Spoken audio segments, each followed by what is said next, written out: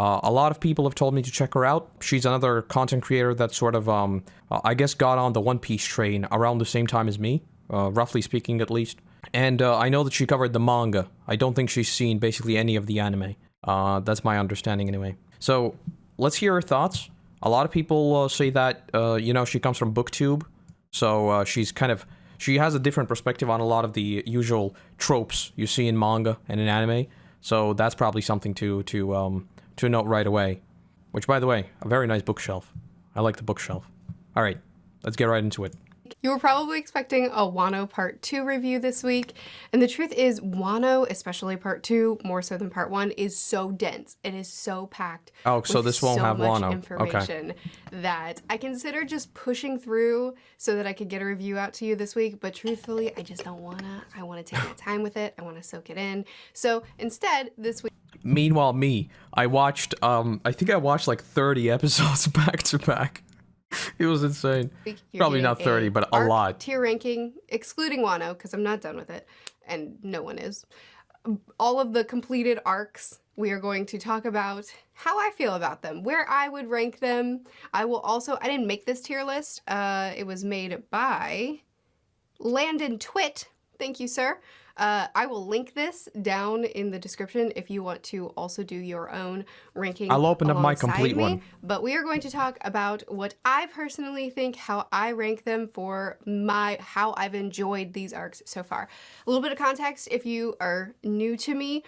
One Piece is my first, it's the manga series, it's not the first manga series that I tried, but it is the first one that has hooked me.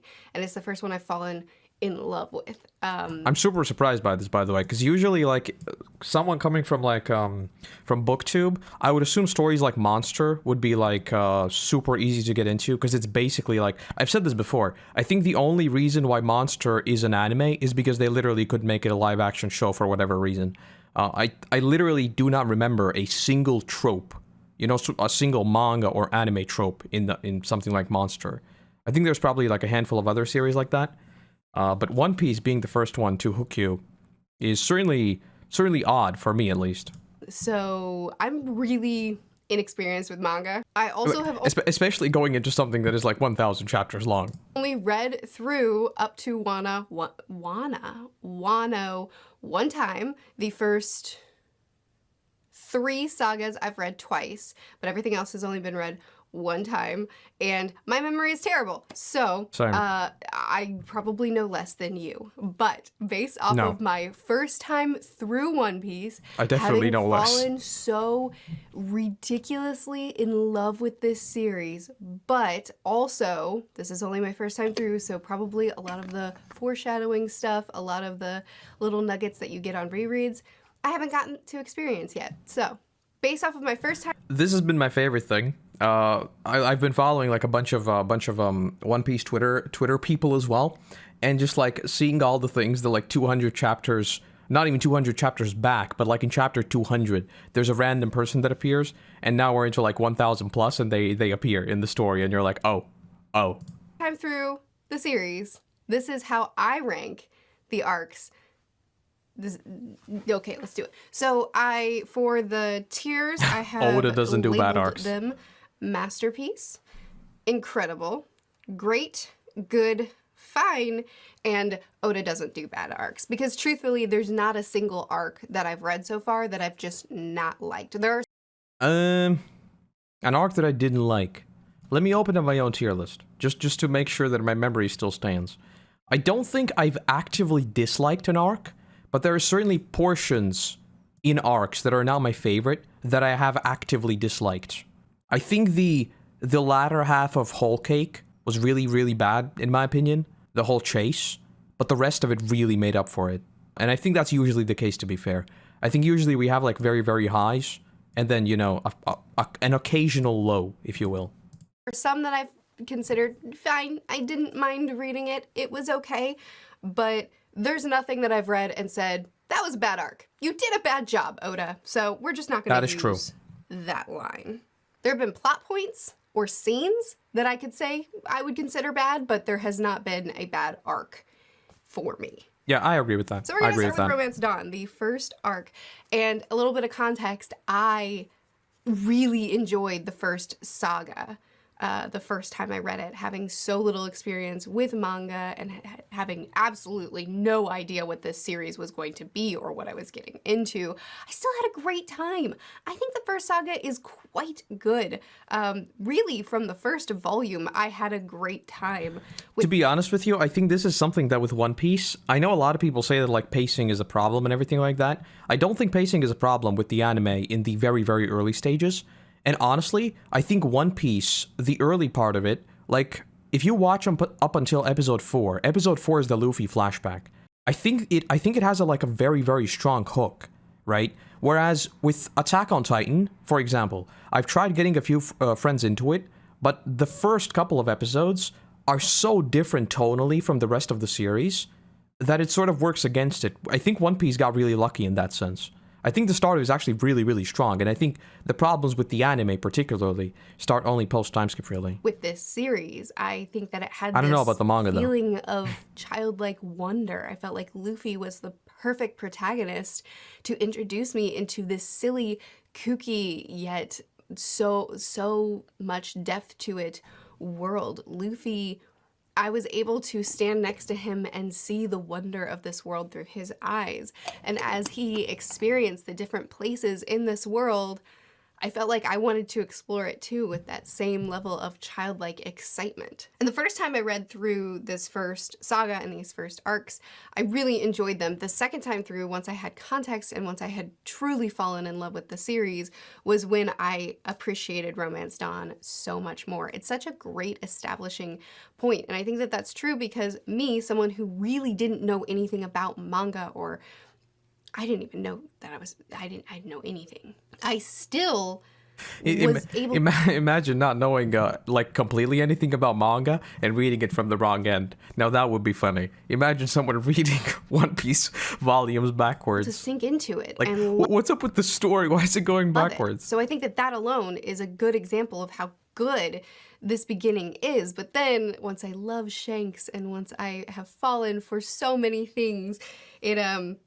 it just added so much more. So I truly think that, I think it's incredible. I think that this is an incredible beginning to this series. Orange Town. I really enjoy... So I put... Romance Dawn for me ended up in C tier, but it's only because it got pushed down a bunch later on. And also, because in the anime version, Romance Dawn didn't have the Shanks flashback. I also remember that. So, I mean, going by these rankings, I think it's definitely it is an incredible beginning. It is really, really good. Orange Town for the beginning with Zoro. Man, I love Zoro, and I love Luffy and Zoro together. Just the two of them. I think that Nami was an excellent introduction. I think that Orange Town does a really good job of establishing the snobby rich kid and kind of establishing what Luffy's values and morals are and the things that are important to him. We get our first really big punch out of it. Our first time of Luffy saying, yeah, I understand the situation. I know what's going on here. By the way, heads up. There will be manga spoilers in this video, right? Because I was about to say something very funny. There will be manga spoilers. If you haven't read Wano up until the end, leave now. Okay, this is also the first time where we saw an emperor fight an emperor. Just FYI. I'm gonna punch him anyway. I'm actually really not a huge fan of Buggy's introduction, if I'm gonna be honest with you. Buggy is one of my favorite characters now, but his introduction into the series didn't win me over to him at all. So I like Orange Town a lot. Do I love it? Am I obsessed with it? No. I would say that it's good. It's quite good. Like, top of good. I put it in fine. Village, and Orange Town for me is literally the worst canon arc in my rankings. I would put it fine. That's fine. I don't have a lot to say about Syrup Village. It's fine. I didn't like Usopp's introduction. I think that he was fine. Oh, Nami's introduction was in Orange Town too, wasn't it? Great introduction. I love Nami's character so much. Ugh. Syrup Village was badass though. Klagedor, right? That's the dude with the thingies. He was badass. I like that. That's when I was really, really hooked on One Piece. Anyway, Syrup Village. Did not like Usopp's introduction. The town was pretty interesting. The villain wasn't. I really like his cat claws. I really like the glasses reveal. Oh yeah, that was but really good. his I love that. plan was very convoluted and quite frankly kind of stupid. And it went on Yes. for too long. Too long. For too long. Went on for too long. Meanwhile, me watching Dressrosa. It was fine. It was okay. Meh. Bartier was great. I love Sanji's introduction. I love the Zoro versus Mihawk, their first battle, and oh my goodness, I just have so many ideas of how it's gonna come back around and win. There's some things that I don't love about Bartier, and I still don't fully connect with Sanji's mission of I will feed everybody that is hungry, even if they will then turn around and try to kill me immediately after. I feel like I understand that motivation far more now that I've read Whole Cake Island, but I still don't really connect with it, and that's a big theme here. I like Bartier a lot. I think it's good.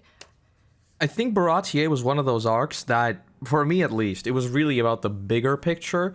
Like, Sanji's flashback, it was basically the first one where I was like, oh, so this is how Oda is going to handle new characters, right? And then, of course, we got Nami right after that, and then it just became a thing where it's like, oh god, we're watching a flashback, it's gonna be bad, it's gonna be horrible, and no one's gonna like it, but everyone's gonna love it. But the Zoro Mihawk stuff, I still remember watching it, and I was like, oh boy. Oh boy, and keep in mind, this was still at the point where I thought that we would never reach the Grand Line. So my expectations at Baratier were all over the place. And I also see what she's saying about sort of Sanji's whole, I will feed everyone even if they turn around and, you know, kill me. It is a sort of an odd thing to say, right? With no context at least. And to be fair, I also think I've memed about this before, but his whole dream of finding the all blue, you know, it has sort of somewhat disappeared lately, and I would love to hear it again, you know? Because right now he's all about, like, protecting everyone and all that. Whereas with Zoro, for example, he's always, yes, I will become the strongest swordsman, and no one will challenge me. It'll be glorious. Sanji needs to say, he needs to remind us about the all blue. Sometime. Do I think it's great? I think it's great. It is. I think it's better than Orange It's Town, definitely right? better than Orange Town. Maybe, probably, yes. I'm gonna leave it there. We'll see if I move it around. Arlong Park, boom. Easy. Exactly. I love Arlong Park. I think that there is a reason that people say get through the first 12 volumes before you judge this series, before you decide to drop it or continue on. I think by then you've gotten so much depth out of the series and you see a taste of what Oda can do. And after rereading this first saga and getting back to Arlong Park and getting back to how much Oda digs into what Nami and her village have been through, how much she's sacrificed for them, and how much Luffy is willing to do for his crew, that simple scene of him passing off the hat is, I don't know, perfect. guys. And then the amount that Oda builds on Arlong Park with Fishman Island and with other arcs where he takes this base and he just keeps expanding it. Arlong Park, it's so good. With me, like, my expectations, I talked a lot about this in my series as well, but my expectations with One Piece at first were like, it's going to be like really, really goofy, right, at first. Then it got super serious and I was like, oh, okay, so we're actually going to be a lot more serious, right? And then we got to Baratier and we saw Sanji's flashback and it was like mega serious, right? That it was super dark. And it's actually even more dark in the manga, right? The anime actually censored it. And then, like, right after that, we get to Arlong Park, which is like racism, you know, discrimination and all that. It's like, what is this? I did not expect this. And then we get the Nami flashback. It's so good. It's so good. Arlong Park, perfect. Good. Next we have Logitown? Logitown? I really don't know how to say it. This tiny little I think it's arc Logtown where they for go prologue. back and visit the place where I love Logtown. Roger was executed.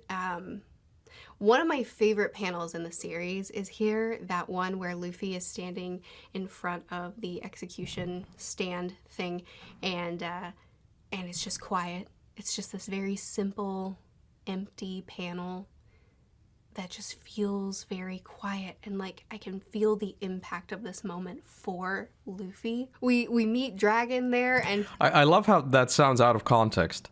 Luffy goes to an execution platform, and it hits different. I like how that sounds out of context. But yeah, the anime always, the Romance Dawn picture here, the whole, you know, where the whole thing is white, and you just see like a single character or a couple of characters. I think the anime really nailed that as well. he probably maybe controls the weather. I still don't really know if his devil fruit controls the weather, but I think maybe to some capacity it does.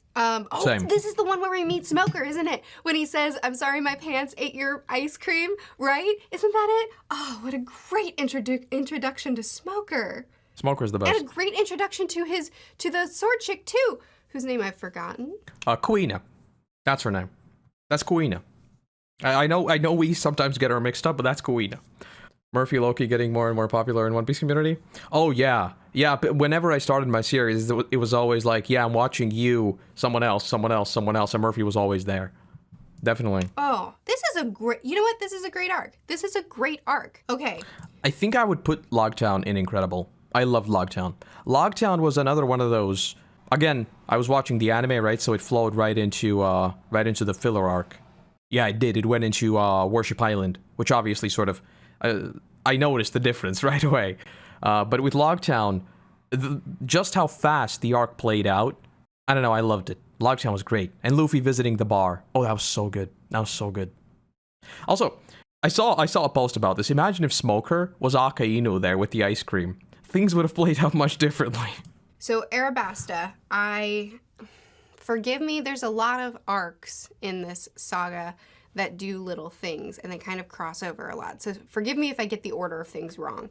But Reverse Mountain, first of all, I love the beginning of every saga. Every saga starts out with so much of the crew just having fun and goofing off and being awesome together. And then, you know, disaster hits. So I really, really love the beginnings of arcs, of sagas, I mean. So Reverse Mountain has that going for it. Then this is where we're swallowed by Laboon. And this is where... Man, like, even before we get to Laboon, actually, like, going over the Reverse Mountain and us just flying up, I will never forget that. That shot, because again, I want to keep saying this because I find it so funny. I never thought we would reach the Grand Line. So, literally doing that by, like, what? What was it? Like, episode... Realistically, it should have probably been something like 70, something like that. It was early on, right? And we're already there, and I'm like, oh, okay. That was so good. That was so good. We need Smoker back? We do. We meet Miss right Wednesday and Mr. Nine. Am I right about that? I don't like Miss Wednesday's introduction. I don't like... Same. In retrospect, it does seem odd. The character that she was before she became... She's very different. I know that Oda she was a throwaway character. She was just there, and she was... Also, I read this on Twitter.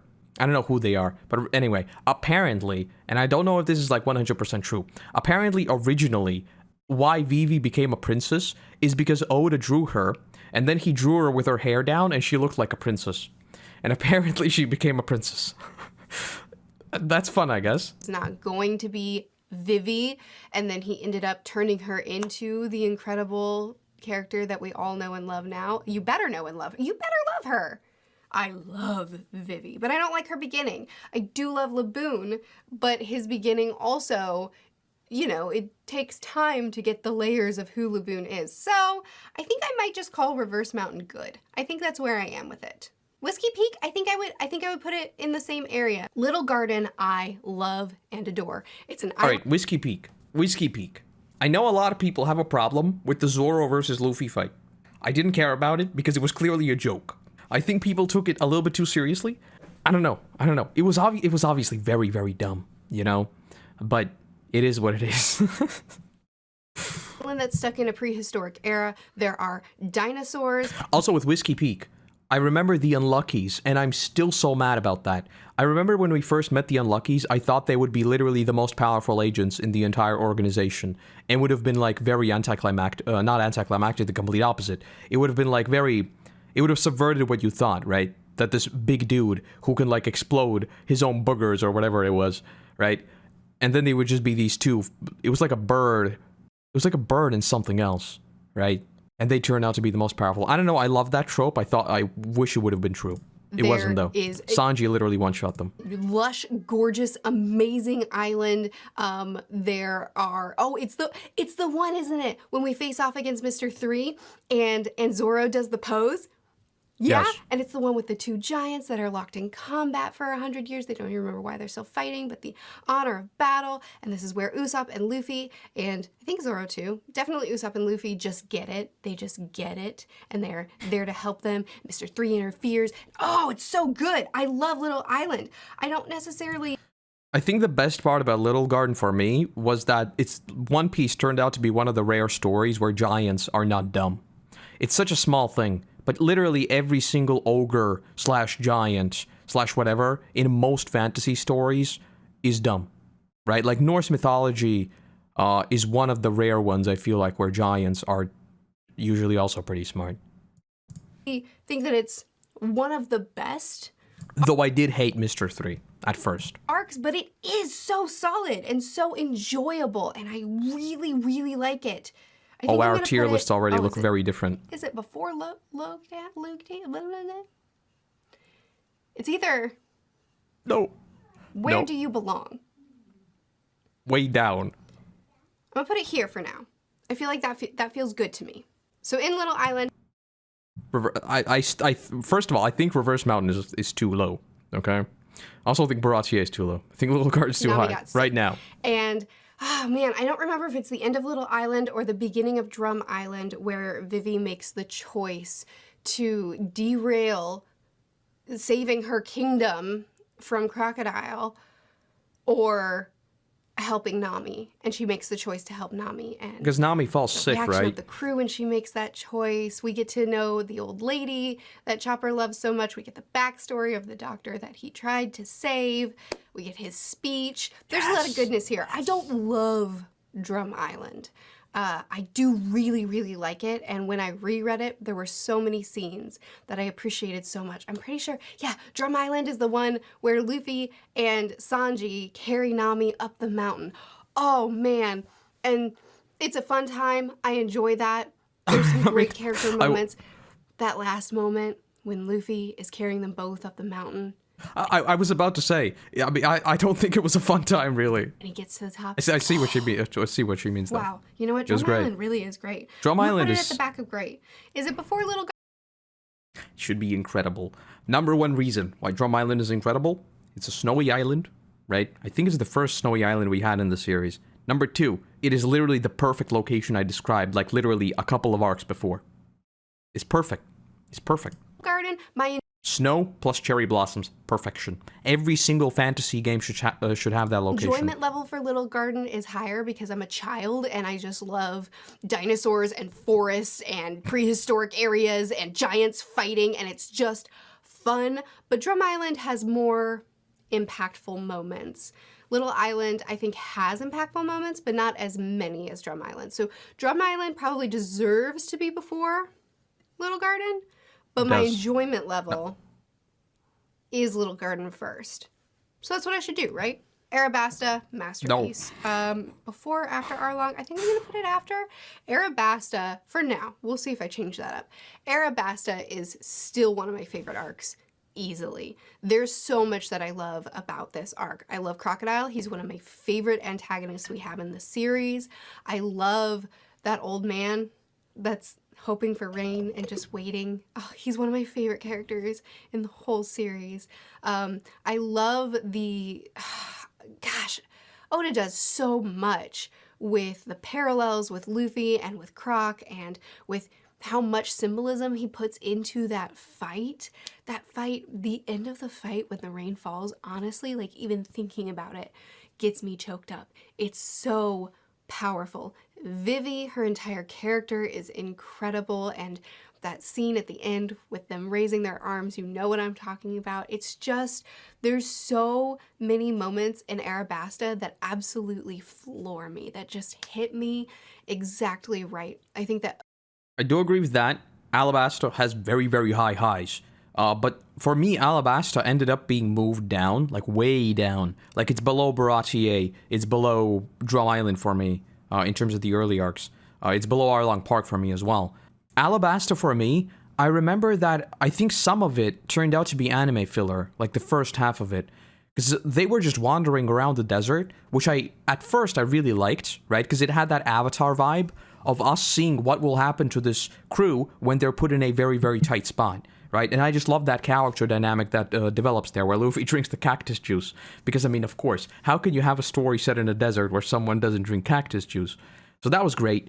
But then they fell and found, like, the poneglyph, but they literally just got out, and it meant nothing, like, literally nothing at all, except maybe, like, foreshadowing the poneglyphs, which just seems useless. So that seemed odd. Though there were the penguin thingies, which were really, really cool. And they also came back in a filler arc, which I loved. And I remember that in the middle of the arc, I thought that some of the fights just went on for too long, basically. So the middle of the arc for me was kind of hit and miss, for the most part. Oh, and this was also Nami's first proper fight, right? I think so. Yeah, there was a lot to love about Alabasta, and Crocodile was definitely great. But for me... Oh, and Ace came in here too. Ace was there, right? This is when Ace first popped up and he, like, showcased his whole firepower. Yeah, there was a lot to love about Alabasta, but I think the big picture for me, I personally just didn't enjoy it as much as I wished I would. If that makes sense? I don't know. Not Drum Island. Alabasta was just lower for me. Oda wrote a masterpiece. Also, Pell happened. With this arc. Also, Eagerum happened. Pell's sacrifice is one of the parts that I think is a masterpiece. I think that Pell's sacrifice is one of the most impactful moments in the series. But it means nothing. It is also one of Oda's worst sins as a writer, taking that back. I don't like the fake out deaths. I don't like the constant fake out deaths. There's so many in the series, and I don't like them. And this is one of the worst ones. I think this is a universal belief. And I hate it. Same. But it's still a masterpiece. Because he didn't even take it back in that arc, so I can't even punish that arc for it, right? Jaya. Jaya's a great arc. It's a really great arc. I think it's a really impactful arc, meeting Blackbeard and the scene with... Why can't I think of his name? I'll never forget the first time I saw Blackbeard. I will never forget like, this dude eats cherry pie, says the dreams of men will never die, or dreams of pirates, or whatever he said, is the very iconic panel. And then we're like, oh, okay. And he walks off, it's Blackbeard. And I was like, what? Like, first of all, he doesn't have a Blackbeard, you know? Name Bellamy. When Bellamy is antagonizing Luffy and hitting him, and I love how the way Bellamy comes back around and how important his character, at least to me, ends up being. I really love the arc of this character. The ship falling from the sky and the log post pointing up. Like, there's so much. And then we also get the beginning of Noland here, right? There's so much when the treasure is stolen and then Luffy goes after it. Man, I really like Jaya. We're going to put it at the top of great. Skype.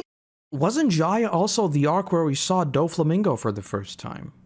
I think so, because I think it was when we were starting to deal with Nolan's story and Cricket's story that he popped up as well. Jaya for me is kind of blurry in terms of memory. It's ranked relatively high for me. So clearly I enjoyed it. I don't know what common opinion is about any of these, really. I'm not, unfortunately yet, I'm not very involved in the fandom just yet because I'm trying so hard to avoid spoilers. I'm kind of just like keeping to myself. So there's a lot of what the fandom thinks that I just genuinely don't know. So forgive me if any of this is terribly controversial, but you know, whatever, it's what I think. Skypiea was the arc that won me over to One Piece fully. The first time I read it. It was the one that made me go, oh wait, this isn't just a fun time. There's a ton of things that are connecting and being set up. I saw so much of the details that Oda was doing and investing in the story here that he was going to pay off later, and he was starting to pay off here. And I started seeing the layers to the series more than ever before the first time I read Skypiea. And this was the moment that I kind of went in wonder, and I realized how big and intentional the series really was. So this is an important arc for me. That said, on reread, I really didn't enjoy it nearly as much. There's so much. Same. Skypiea absolutely wowed me. When I first watched it, it was my favorite arc of all. And then when I started actually thinking about it more and more, because like I don't know, I think Merphy also did this. Like she literally read the arc and did the video, right? So this is what I did as well. So I loved the concept of Skypiea. I loved how we got this entirely new sort of tribe of people, right? And then we had their conflicts, which was like much different from the one in Alabasta. And we were introduced to this entire new technology in the dials, right? And it was this entirely different culture, basically, that we were exploring. But then we got to the whole Battle Royale thing, and it meant nothing, you know? And when I think back to it, it was built up as such an important event, and right, like literally everything hinged on what happened there. But then when we get through it, it's like none of it really mattered, you know? And it's sort of hard to enjoy it again, I guess, if that makes sense. It's a fun arc, but I wish the resolution of it was done a little bit better, I guess. Much ground laying that Oda does here. There's so much foundation that Oda set. Biggest thing, the voice is disappearing. I will never forget that. Because I thought people were actually dying left, right, and center. And then it's like, yeah, no. No. And also, we got the reverse dial. I think that's what it was called. It was like you use it once, you're basically already dead. Using it twice, you're like 6 feet under already. It's like you're gone, right? And then I think it was Viper, I think was his name. He used it like 4 times. And he was perfectly fine. So. It's in Skypiea, and that's really fun. The world is gorgeous in Skypiea. I love reading Skypiea for just how beautiful it is. But I don't love Enel as an antagonist. I don't know if that's controversial. Do people love Enel? I don't. He was wacky. Is evil, and it's easy to hate him, but I also am pretty irritated about how many times people got struck by lightning and just like, we're fine. I mean... Literally, that's what I mean, right? When we first saw the lightning come down, and he was just like, what even is this? Like, you were literally struck from the heavens above, and like there was no one there, and it was just this giant pillar of lightning, right? And it was basically, that's it. And then when we actually see him use it, it's like, where did the lightning go? You know? This is a really tough world. People are built tough here, They're but it was different. wild. Enel was supposed to be a god. He was supposed to be really, really big and important. And oh my goodness, did it really not seem like he was all that powerful? After, Exactly. Like, an old man got up after getting struck by lightning, and Zoro got struck like 15 5 times. times. That's an Yes. exaggeration, but too many times. Is that an exaggeration? I thought 15 times was an exaggeration. I think he got hit To just keep at getting least up. a few And times. Zoro also will cut his own legs off nearly, or like get halfway through and then keep walking. So, I mean, maybe I'm being too nitpicky here, but for whatever reason, Enel kind of frustrated me because while he's easy to hate and he's evil and he's awful, He's also I dumb. also was really irritated about how OP he's supposed to be, but then you see him in action and he didn't seem quite so OP. Am I being controversial right now? I'm putting Skypiea at the top of good. Actually, honestly. Below, bro. No, top of good. Long Ring Long Island is it fine or is it good? Where's it for me? Top of fine. Long Ring Longland. Oh yeah, the Long Ring Longland was much better in the manga. Even without the additional 3 games. I think fine makes sense. Because it's also super low for me. Where did I put Skypiea? Oh, Skypiea ended up just above Baratier. Oh yeah, so we're basically the same. I really enjoyed Long Ring Long Land. Yeah, Long Ring Long Land. I really enjoyed it. It was right after I fell totally and deeply in love with the series. I went straight into Long Ring Long Land. Actually, I watched G8 first. Is that what it's called? And yes, anyway, G8. I went straight into Long Ring Long Land. I loved just how fun that one was. I think the island was fun. Zoro and Sanji constantly bickering and breaking out into fights around every corner was awesome. This was the first arc where I watched the anime and the only arc where I watched it all the way through. And oh my goodness, was that a mistake? Because how did she pick like the worst arc to do that? Is there any other arc that's been literally not padded, but there's been stuff added to it? A lot of filler, right? I don't think any of the other arcs have explicit filler added. At least not that I know of. Because I started checking deliberately after Long Ring Longland when people told me. But also, with Long Ring Longland, it introduces the most important concept in all of One Piece, that is the Davy back fight, because it also introduces the character of Davy Jones, which also means that we will have Davy Jones come into the story very, very soon. And also, Personally, Long Ring Longland for me is unfortunately very, very tainted because that's when my channel was almost deleted by Toei. So, you know, my thoughts on the arc as a whole and everything around there in One Piece is kind of skewed towards the negative, unfortunately. Why? Why did it was so long? Why did they extend it and make it worse? They embraced the joke. Anyway, Long Ring Long Land. Yeah, it was. I enjoyed it. It was a good time. I had a good time with it. The only good part of the filler is the dodgeball fight. I think that was in the filler. I don't think it was the first one. The dodgeball fight, perfect. No. I think it's one of the weakest arcs. It is. But I did enjoy it. Water 7, easy masterpiece. Water 7 is the GOAT. He's so stubborn. Okay. Water 7 is, to date, still my favorite arc in all of One Piece. I'm in part 2 of Wano, and still Water 7 is it for me. I think Water 7, even though, obviously I am biased towards Drum Island, I am obviously biased towards Wano, Water 7 still might be my favorite location in all of One Piece. I think so. I don't know what it is about Water 7, but when I see it, even though I watched the series like 2 years ago, I just get hit with a wave of nostalgia that I do not understand. Something about Water 7 just hits different for me. I don't know what it is. It's magical. Water 7 has some of the highest highs and lowest lows. Water 7 and its lobby really kind of like grouped together in my mind. But Water 7, them breaking through that wall when they had the seahorses and they were rushing through. And I think the only low for Water 7 for me would be, in retrospect, probably Frankie's introduction. It seemed a little bit over the top, I guess. But then again, it also gives us one of those, one of the really, really great scenes with Usopp, right, where they talk it through. And even though Usopp, up until that point, was like a weakling, he talks to Frankie, even though, like, he almost, you know, killed him. And they were like, we're going to crash. And I think Zoro turned to Sanji, or Sanji turned to Zoro and said, wall, do you see a wall? And the other one goes, nope, I don't see anything. And then they just bust through it. Oh, there's so many moments like that in Water 7 that just... Wasn't that Ennie's lobby on the train? Or am I missing something? I don't remember. Are so cool. Water 7 is both impactful and fun and nothing. While there are arcs that are more emotionally impactful than Water 7, nothing hits me in the emotions yet so much fun. Nothing hits me with those levels like Water 7 does. Water 7 is, it's my favorite arc. Water 7 is excellent. Also, the shot where we get introduced to the Gali Law, I don't know, like the graphical fidelity upgrade that we saw in the anime, again, this is just an anime thing, but the fidelity went up with Long Ring Longland, and then obviously Water 7 came on the heels of that, and then seeing it in this higher fidelity, oh, it was so good. Oh, it was so good. I'm going to rewatch Water 7. Incredible. Would I call it a masterpiece, or would I just call it incredible? I think my hot take is that I think I like Water 7 better than Ennie's Lobby.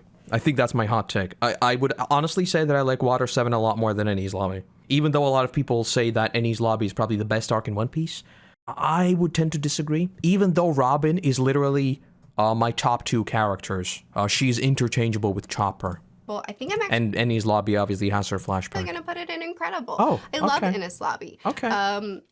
But I Some don't of the think fights I love were... it to the extent of these 3 that are up top. We have Robin's I Want to Live moment.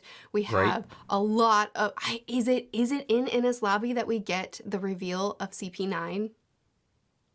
Or is that in Water 7? Because that's one of my favorite reveals of the entire series. Oh, I got the CP90 so wrong. I thought it was just going to be another magic system. Oh boy, how wrong I was. Them actually being antagonists. That was great, though. Did not see it coming. It was a perfect blew twist. me out of the water. I love a good betrayal. Yes, same. And this is a betrayal that stuck, not one that like Violet, where it's like, oh no, she betrayed us. No, actually, it's fine. She's on our side. And Pudding. I love this betrayal because it's stuck, which just made it so much more impactful to me. I don't know which arc that was in, but that's what I love. See, Water 7 and Ennie's Lobby, I feel like I view them together, but I know that I enjoyed Water 7. I think Mary's funeral was in Ennie's Lobby. Yes, that was right after. The biggest cry moments of the series for me. Not the biggest, but one of them. I'm like... I'm a monster. One Piece didn't make me cry. I'm keeping it Nothing makes me cry. incredible. That feels right to me. Post-Ini's Lobby, I've also read twice because the first time I read it, I missed a lot of details, and so I just reread it later. I really, really, really enjoy this one. This is another, these short arcs, I feel like I don't need to spend a lot of time talking about, but we've got Shanks coming, speaking to Whitebeard. We see Blackbeard. There's a lot of really great stuff happening here, these little arcs. Which, by the way, the fact that we see Shanks come to, even to this day, the fact that we see Shanks come to Whitebeard to talk about Blackbeard is still, you know, kind of like, what's going on here? You know? At that point, Blackbeard was still technically a rookie. None of these little arcs are going to be my top arcs, but I think Post-Ini's Lobby, I said this also, I think putting Post-Ini's Lobby super high is kind of unfair, because it's literally just a lore bomb after a lore bomb after a lore bomb after a lore bomb. They are pretty much all great. So Yeah. I think I'm going to put it right there. Thriller Bark. I do know that a lot of the fandom hates Not Thriller above Drum Bark, which is Island. understandable because it is very different from the rest of the series. I love Gothic stories. Classic Gothic stories are some of my favorite Same, but I was books that I disappointed. read. And I think that Oda nailed those Gothic vibes so well.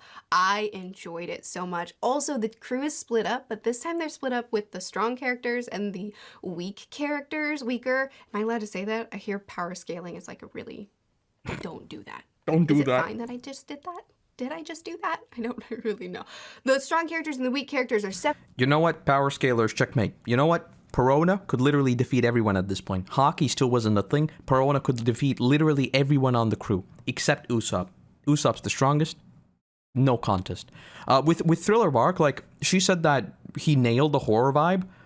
I don't know. For me, I love the setting. When I realized this is going to be like basically your typical Frankenstein's monster type of arc, right? Where everything was this sort of sewn together creature and we had zombies running around and everything was horror.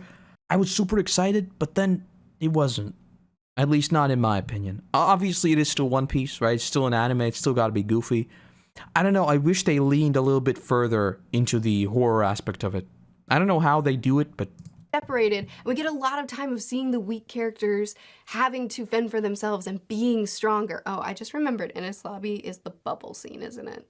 Yeah, that's when we have the chick that turns into like a bubble lamb or whatever. It deserves to be an incredible. Yeah, I made the right choice. what? Anyway, Thriller Bark. We have so many great scenes in Thriller Bark. We also have Absalom, which is one of my least favorite characters in the series. He's dead, don't and worry. We also have one of the worst Sanji moments in the series. Yes. So... I'm glad we agree there. I love Thriller Bark. I think Oda hit those Gothic vibes perfectly. It does have some lows. It does have some highs. Honestly, I think it belongs in great. I still think the best thing about Thriller Bark, except Ghost Girl, obviously, because Ghost Girl versus Usopp, top tier fight. My favorite thing about Thriller Bark is still the entire crew fighting Oars, right? The fact that we literally just had this raid boss and everyone was working together and just sort of chaining their attacks together. It was sort of this final check before, obviously, we all got annihilated on Sabaody, which is also, we're probably going to talk about that in a second. And then Kuma showing up. Oh, it's so good. The 1-2. It's so good. Right there. I think it's great. I think it's a great arc. It has the nothing happened scene. Yes. I think it's a great arc. Sabadi Appalachio, Archipelago. I have no idea how to say this name. I call it the Not Island because it's technically not an island. It is a masterpiece. Nothing has made me cry harder in the series than this. Is that true? I think that's true. Sabaody is top two arcs. Matched it. I've cried a lot in the series, but I think it's much better. It's much better than all these. Gotten me like this one did. I'm gonna put it go above Arabasta. Go below Arlong Park. No. Feels fine. No. Amazon Lily. I think people like this arc. I think it's okay. I actually don't love it. We get hockey was hinted at before this, but this is the first time we really get concrete learning about hockey. It had a lot of potential as far as the world building, but I don't actually think that the world building was... Amazon Lily was kind of super straightforward. Yeah. Luffy arrives, there's a bit of conflict. Conflict is resolved, and they move on. You know? I think the sort of... The fast nature of it was sort of a must, because we obviously had the whole Ace backdrop. But yeah, I do think Amazon Lily could have benefited a bit more from like exploration of what it's actually all about. I wish he had dug deeper into what an island full of nothing but women would have looked like, but he didn't dig that deep into it, which is not typical Oda. And I don't know, it just didn't, the world of this one, the culture of this one, didn't really impress me all that much. But was wonderful. But, honestly, can I be controversial here? Move, Foxy. Dude, you're so full of yourself. That's exactly where I put it. Honestly, I think it was fine. Yeah, that's exactly where I put it. Just above Long Ring Long Ring. Maybe upon reread, I will think that it's better than fine. In fact, probably on reread, this is probably one that I'm going to enjoy more on reread. But after first read, this is where I put it. I still remember I hated Boa because she kicked the cat. Impel Down is incredible. Honestly, is it? It really is. Impel Down is one of those that, as far as impact-wise, it's kind of low, but as far as fun-wise, it's really high. Yeah. And we're in like a torture prison. So should it be so fun? It is, because we get Buggy again, and Mr. 3 is really funny in this one, and Jimbei plays such an amazing role. And who else do we get? Crocodile is here, and Crocodile is amazing. Honestly, all my favorite antagonists, this is where Buggy won my heart. He didn't win my heart in Orange Town. He won my heart here. And Crocodile is back, and he's always got my heart. And Mr. 3 is an antagonist that I didn't even like. I actually fully hated him. He's horrible, but he's really funny here. We all talk about how like Buggy had a 180, right? And then Bon Clay obviously became an but he already became a legend in Alabasta, so it's no big deal. But like Mr. 3 ultimately literally being the one to free Ace is insane. That's big. And I love seeing Luffy and Buggy team up. I love, and Buggy and Mr. 3 teaming up. This is fun. This is a really, and Magellan?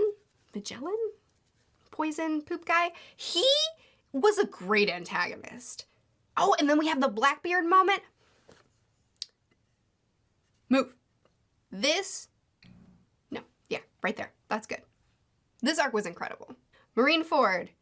Yeah, looking at my own list, I probably have Impel Down too low down. That's fair. Now that I think about like all the Blackbeard stuff too, and now like Blackbeard, now that we know what he was there to do, it definitely should go up. But I never really switched them around. Is it going to be a masterpiece or is it going to be incredible? Right? It's a masterpiece. Is it a masterpiece? Is that fair? Is. I feel like I'm playing a little bit loose with the masterpiece word now. It definitely is.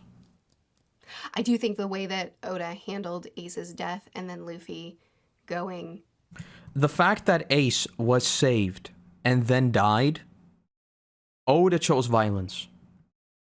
Just quitting and having to be carried out was masterfully done. Yes. It's literally the first time where we saw Luffy just give up. Like, it's the first and only time where we've seen Luffy just not fight anymore. And even in hindsight, it's brutal. It's a masterpiece. Oh god, the necklace, it ripping and falling in slow motion. Oh my god. As someone who, of all the things that One Piece offers, the fights it's probably one of the lowest things on my list of things that I care about. I enjoy Oda's fights, but I don't really care about fights that much. I'm here for the themes, I'm here for the characters, I'm here for the world, and the fights. Mostly same. Cool. I enjoy them, but this is an arc that is a big long fight, and I loved it on the level that I did. So I think that that's pretty masterful. Okay, I say I don't care about fights, but honestly, like not Blackbeard, Whitebeard showing up and doing his whole boom, and then I just hit a monitor. Hope that wasn't a jump scare for you. When he does his whole boom, and then the whole thing just fractures, man. I'm gonna put it there because that feels right. It should definitely be higher. Post-war was incredible. Move Innis. Post-war was incredible. Luffy's grieving, the establishing of, Jimbei. Actually, Luffy's grieving and Jimbei holding him and forcing him to stop and realize what he has left. Whoa, post-war was really good. Return to the Knot Island. Post-war for me, I think was another arc that was kind of not ruined, obviously, because I still really, really enjoyed it. Post-war is really high for me. But I think the anime stretched it out again a little bit. And it didn't stretch it, like, this is weird. Okay, this is gonna sound really, really weird. The anime padded it, but it didn't stretch it out enough for me to totally get into Sabo, Ace's, and Luffy's story, right? It was just sort of, it was short enough to tell me about them, but it wasn't long enough for me to sort of get lost in these memories, which I think would have hit even harder, like coming out of them and then realizing, oh, Luffy is alone. You know, because at this point, I mean, I knew Sabo was alive. I think everybody knew Sabo was alive somewhere. You know, you don't see a body. This is Oda. Clearly, he's alive.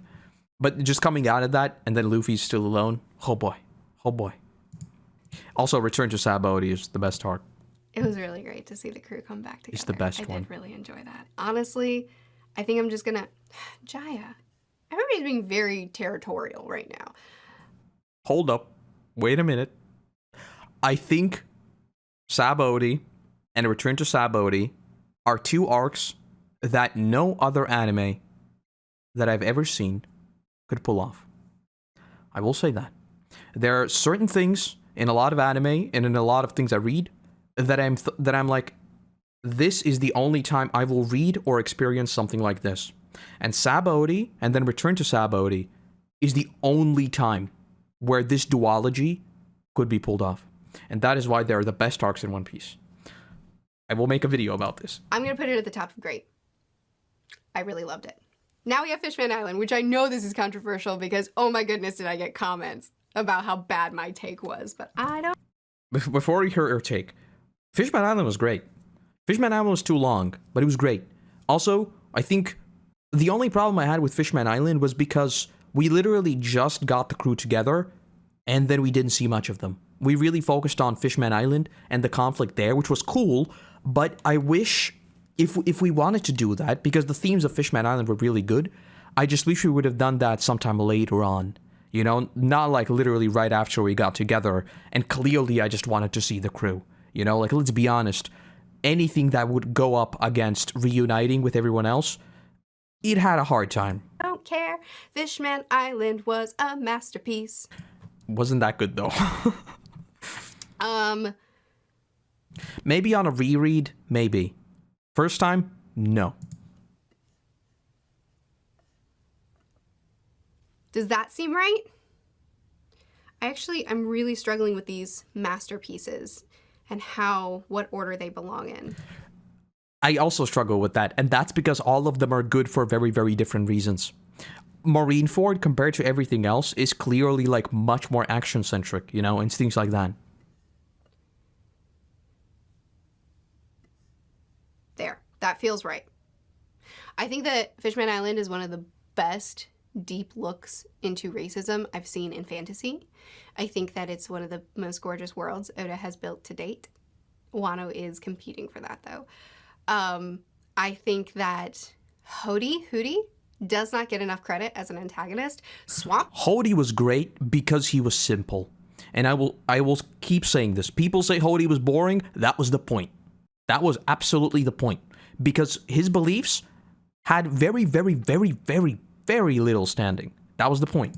He can choke, but Hootie was a great antagonist, and I will die on that hill. Same. I think that Fishman Island was one of the best arcs. Punk Hazard was good. Punk Hazard was odd. I'm actually gonna put it odd. way down here. I think Now that I think back to Punk Hazard when we got the dragon in the introduction, that seems so odd. it was a really interesting world. I love the lore of Punk Hazard though, right? The Aokiji and Akainu fought there. That's like perfect.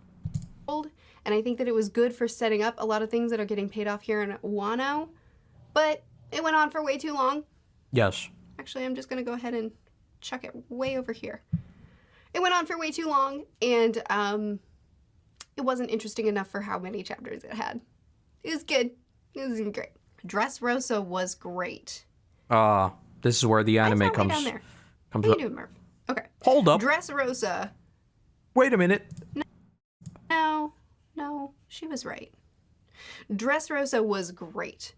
Doflamingo is one of the best antagonists, and one of the antagonists that I hate with the most genuine anger. I mean, you know, you can hate someone in a fictional way, but I hate Doflamingo. Dressrosa was quite long for what it was, but it also had so many great moments with Rebecca and with I hate the birdcage. Kairos, and I did really It's like dumb and it. it makes no I'm sense. gonna put it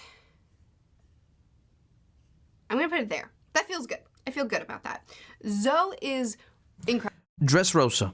It had a lot of great moments. The moment of Luffy blocking Dressrosa's blocking Dofi's kick, right, to save Law, brilliant.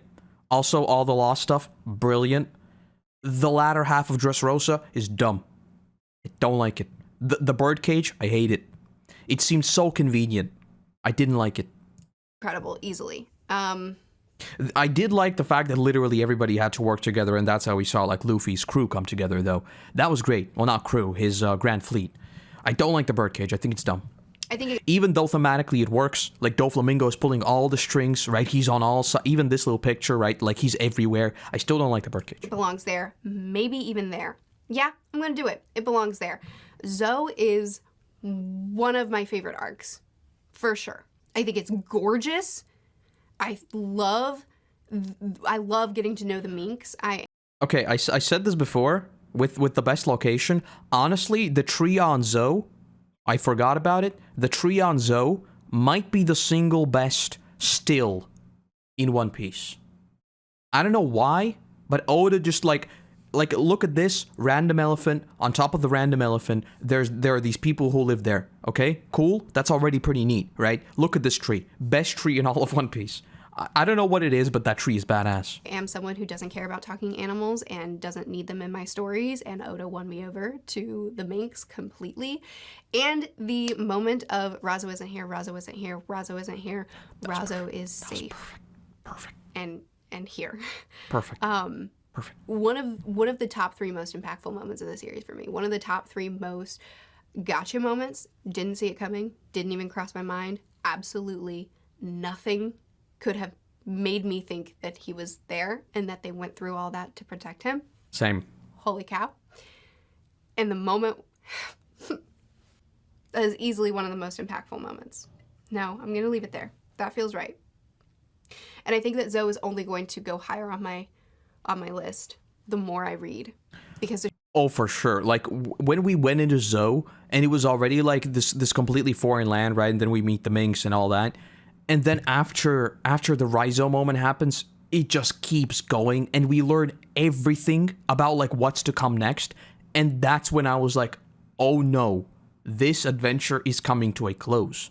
Like we actually know what happens next. Oh, I love Zoe. there's still so much that I think Oda is going to add to that foundation. Oh, I love that arc. Whole Cake Island was a fantastic arc. I don't have a fantastic row, so is it incredible or is it great? Big Mom had I would move Whole Cake Island down in my personal rankings. Let's see what she says. potential as one of my favorite antagonists, but she wasn't. Yeah, same. Sanji's personal arc in Whole Perfect. Cake Island was brilliant, and I Yes. desperately needed it. The rampage went on for too long, but the world is gorgeous and dark and terrible, and I really, really love Mom's family. A lot of times I connect with the villain, but the henchmen I don't connect with as much, and I did. I love Big Mom's henchmen, her family, her kids, more than I love most henchmen. So I think I'm going to put it at the top of great. That feels right to me. Honestly, yes. In hindsight, I definitely have Whole Cake too high. I think the emotional highs of Sanji and Luffy really, really outdid it for me. And then the Katakuri fight was also excellent. Everything else about Whole Cake was kind of a miss for me now that I think about it. The start was too long. The end was too long. Brook was also a badass, by the way. This is where Brook becomes a legend. Dude faces off against Big Mom solo. Not even Luffy did that. You know? So yeah, Whole Cake Island is way too high in my rankings. Move. Gosh. What? Everybody's just like... Okay, Why would you thank do that? Rivery. Why would you do that? I haven't had enough time to really pay off very much of what happened there, so I'm just gonna put it in great. I'm gonna just chuck it like right around there. Feels maybe I'll even just put it at the end of great. That feels good. With Reverie, I think we're only now really seeing what it means. So yeah. To me. Wano I can't do anything with because All not right. only am I not through the arc, no one is, but I also am not even deep enough into the arc to be able to say at this point I would put it here. So we're just going to leave that one off the list. I feel good about this. I feel good about this. I feel good about this. I might even chuck Marineford there so I have a top 5. Hold up. Which feels a little bit more... No, Marineford was masterful. It was masterfully done. It deserves to be... Who cares about a top 5? I have a top 6. That's fine. Okay, that's my tier ranking. Yours is likely different. So Very I'd love for different. you to fill this out as well. Put it where you would put it. And let's see. I don't really use social media. Where can I see yours? There will be something in the description where you can plug yours in so that we can all just kind of browse and peruse everybody's tier ranking. That would be fun. I think that would be fun. There'll be something in the description for that. Okay, there you go. That's my arc tier ranking as someone who's very new to manga, as someone who's only read through the series one time, although there are a few sagas that I have read twice. I love this series. I love it more than I love a lot of things. This series has been extremely impactful for me, and there's really not that many complaints that I have. I have loved reading through it so much, and I'm honestly a bit sad that I'm near caught up to week because Same. boy has this been a joy to read. Anyway, I am looking forward to seeing you guys' arc ranking list. Wano Part 2 review will be up next week. I post videos every Tuesday through Friday. I'll see you again soon. Bye. All right. Oh, that's very loud. All right, so let's let all the patrons roll. Look at all the patrons. These are people who support the creator economy. Big thumbs up. All right. And I will bring up my tier list, and then we'll compare it directly. All right, there we go. This person was very funny. You see, they put symbols as their name. Anyway, let's look at this. There we go. Because I find it so fascinating how different our tier lists are. And by the way, something that I find interesting, I've thought about this a lot because I think about random things. I wonder if there is like a very, very strong survivorship bias with One Piece. Because like anybody who would have watched or read 1,000 chapters of anything clearly really, really enjoys it, right? So I'm sort of thinking about these things, right? Like how does the community react to One Piece? Because like every single one of them, it should be like relatively hardcore, right? Anyway, let me bring up my tier list real quick. All right, so this is my tier list. I think you can barely see it. So this is my tier list. Whole Cake Island, I would definitely move down. I don't know where I'd move it, but it's definitely not there. Whole Cake Island needs to go down. The Sanji stuff is perfect, but I don't think it's good enough to be this high. I think Robin's lore makes up for that. So this would definitely go up, and then this would go down. This is going to be very scientific, I know. Very scientific. So obviously our top is much, much different. Except for obviously Marineford, Water 7. Wano is definitely up there as well. Then A tier. Basically what I'm learning now is that tastes are very, very different in One Piece. Because man, we like have a few patterns that match, but that's about it. I think like the biggest, the bigger things are much different. Because Thriller Bark for me is like way down here. And then I put Punk Hazard above that. Which I do probably still stand by. I think with Punk Hazard, we had that the gear is broken moment, and I loved that. Though now, I would probably move it. So these would move as well.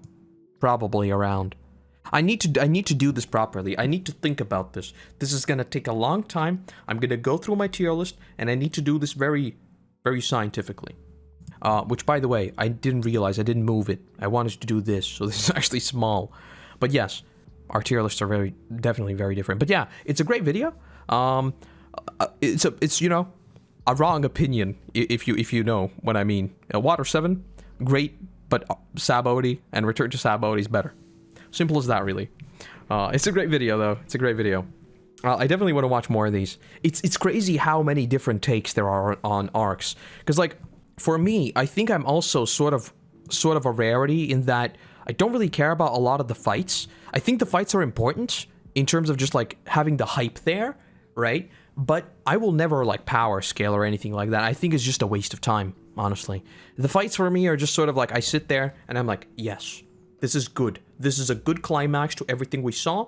and it should further the plot, which I think is also why I really disliked that the Skypiea stuff never meant anything, you know? And I also think that is why I dislike the Dressrosa cage, because both of those are huge fight sequences that ultimately really change nothing, right? They're sort of there as a backdrop and that's it, you know? Whereas I would have liked them to actually do something. I don't like a fight scene for nothing, right? I guess, if I had to try to summarize why that is the case. But yeah, this was interesting. This was definitely interesting. We're gonna check out some more in the future, definitely.